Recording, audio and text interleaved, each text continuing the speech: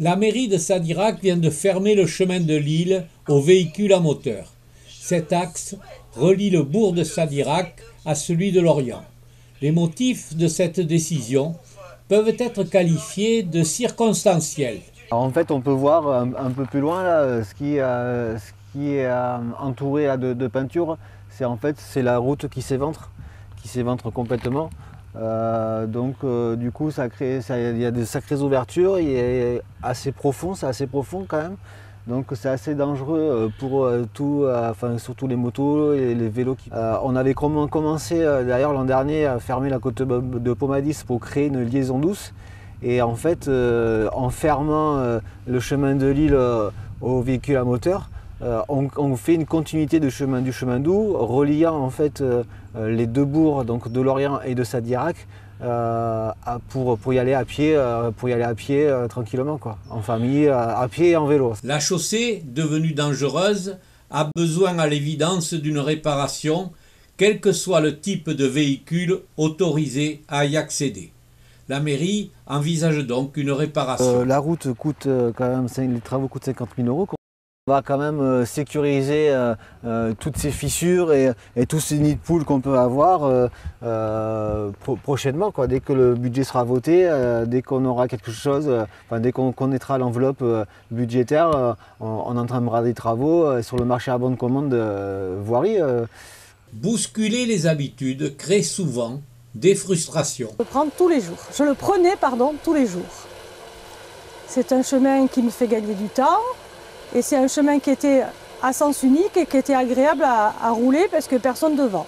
Ce qui me gêne, c'est que je dois passer soit par Brojon, soit par l'autre route qui est de Lorient, qui part de Lorient. Sauf que c'est une route qui est sinueuse. Quand il y a un bus devant nous, le 404 en particulier, eh bien, il faut rester derrière. Et automatiquement, ça me fait perdre du temps parce que je ne peux pas doubler.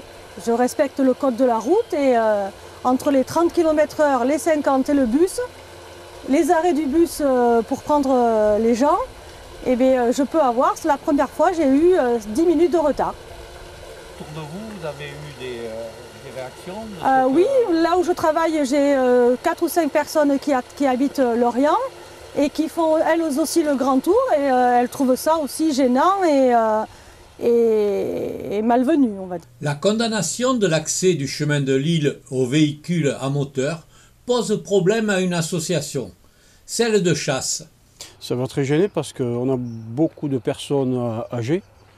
Donc imaginez-vous aller poster pour des battues sur ce chemin.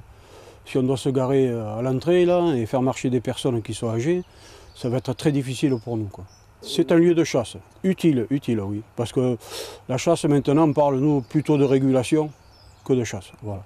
Parce qu'on a énormément de problèmes avec les sangliers, avec les animaux en général, les grands animaux. Bon, après peut-être que la municipalité fera quelque chose, mais pour nous.